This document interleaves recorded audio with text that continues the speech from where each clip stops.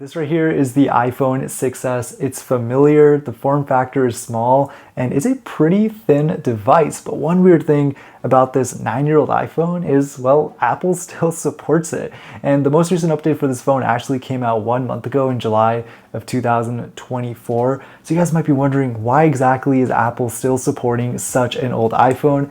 Let's talk about it. By the way, a portion of this video is sponsored by Cool Gadget. More on that later in this video. So first of all, let's quickly talk about this phone and its history. The iPhone 6s hit stores in 2015. It shipped with iOS 9, a software that was designed to run on this phone. You know, it handles iOS 9 like a champ, no lag, super quick fingerprint scanner, and 3D touch still worked the way it was intended to. And now fast forward to 2024, the iPhone 6s supports iOS 15, a software that was released in 2021. But despite running 3-year-old software today, Apple still manages to push out updates to this device 9 years later. And that's honestly pretty impressive. And they're probably not stopping anytime soon, considering that this phone is probably being used by a lot of people globally at this moment. And you know, that kind of leads me to my next point. How many of you guys are still using an iPhone 6s today? You know, it's a great device. It can still run pretty recent software, and it honestly has a lot of cool features, right? It has the headphone jack. It comes at an affordable price. We'll get into all that in just a moment. Now, I actually decided to put it to the test. I updated my iPhone 6s from iOS 9 to iOS 15. I know, I'm crazy, but we're doing it for this video and for the sake of science. I do have a 6s Plus on iOS 9 as well, which I won't be updating, but immediately after updating, the setup process didn't actually really go as planned. The phone decided to shut off while trying to activate. It's probably just a very bad battery, and kind of just comes to show, you know, like this is a 9-year-old device. I actually ended up running a test on coconut battery as well. And yeah, this phone is still on its original battery from April of 2016, which is kind of crazy. But anyways, the setup process took almost 15 minutes, which was definitely longer than usual. I set this phone up as if it were my new main daily device, meaning I logged into Apple ID, got all my Apple Pay cards set up and everything. And at this point, it was pretty much ready to go. And yes, I did try out a few different apps as well, because if it's running iOS 15 and it just got a recent software update, that means a lot of developers are probably still supporting this device. And it was kind of cool to see some of these apps. But yeah, it kind of surprised me how many apps I can still use on this device. Like, yeah, it's almost 10 years old, but the fact that Apple supports it with security updates means that you can still use a lot of your favorite applications, which are still being supported by developers on iOS 15. It's not always going to be like this, because at some point, iOS versions have security vulnerabilities. And if a device is not up to date, it means app developers might not want to support that specific iOS version. But good thing is, for iOS 15, the software is like 1 month old, so pretty much every single app should be working on this device. And yeah, I actually ended up putting this to the test with a few of my everyday apps as well. The first app that I tried here was X. It works perfectly fine. I'm able to sign in, very familiar interface. Same goes for Instagram and Spotify as well. Definitely some of the apps that I use more on a daily basis, but I'm sure a lot of other apps work too.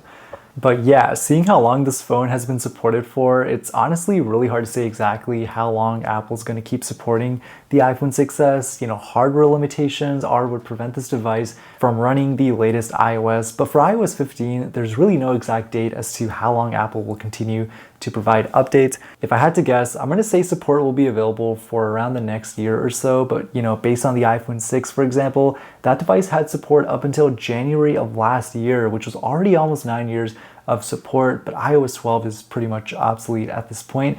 And this makes the iPhone 6s the longest supported iPhone in history. And that honestly makes me kind of excited, you know?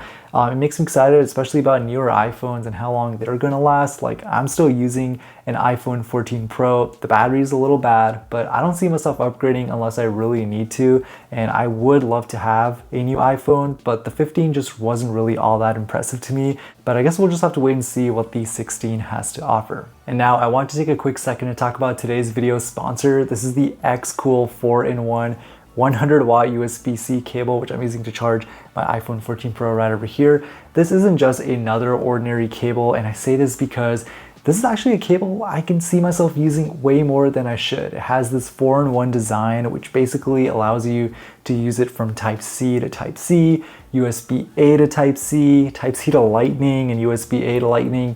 it's just really versatile. I cannot lie, one of the things that I'm looking most forward to in my next iPhone upgrade is a Type-C connector, and this xCool cable is really going to solve all those problems, because at this point, literally every device that I have in my collection has a Type-C connector on it. You know, my MacBook, my headphones, my iPad, and then this iPhone 14 Pro just has a random lightning port. But guys, seriously, this cable is literally perfect. It can also fast charge at a maximum speed of 100 watts. It's great for high-speed data transfer up to 480 megabits per second, and it's just all around a high-quality product. It's made with zinc alloy and nylon. It's also braided, and I'm actually going to be traveling next month as well for work, and I'm honestly looking forward to bringing this with me. I can use it to charge my work laptop, my phone, and my iPad, literally all with just one cable. And to top it off, it has like this 2mm connector, so you won't really have to take off your cases at all, which is really, really nice. And they also sent over their MagSafe charger as well. This is great for juicing up your phone when you're on the go. You guys can get all these products at a discounted rate. Use the code down in the description box below. And thank you so much to xCool for making this video possible.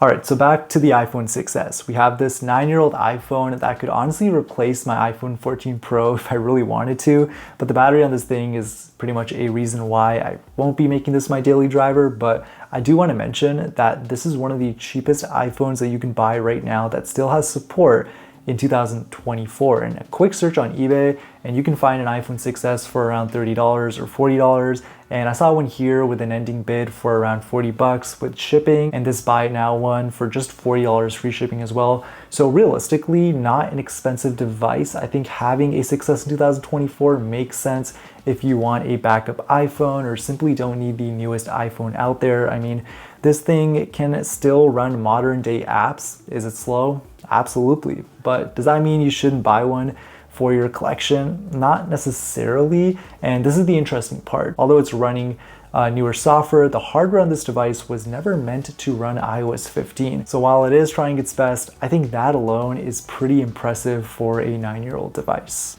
And this leads me to my next point. How many people are still using this iPhone 6s? I know I mentioned this earlier in the video, but I did end up running a poll yesterday on my Instagram, and I found that a quarter of people were still using this device. Again, we don't know how accurate this number is, but I'm surprised because of how much this phone is still capable of in 2024. I'm genuinely curious. If you guys are still using this device in 2024, be sure to comment down below. Like, let me know what kind of apps you guys are using. Is it a 6S, a 6S Plus? What's your favorite thing about it? I am genuinely curious because besides the battery, this thing could totally work as a daily driver. It has all the capabilities to run modern day apps, which I think is pretty cool. Now I do have both devices right over here, the 6S on iOS 15 and the 6S Plus on iOS 9, which is on its original software that it was intended to run on. And yeah, they're both running completely different kind of iOS versions. Kind of comes to show just how much of an impact an iOS version can have on an iPhone. I did a quick little test to see which one powered up first.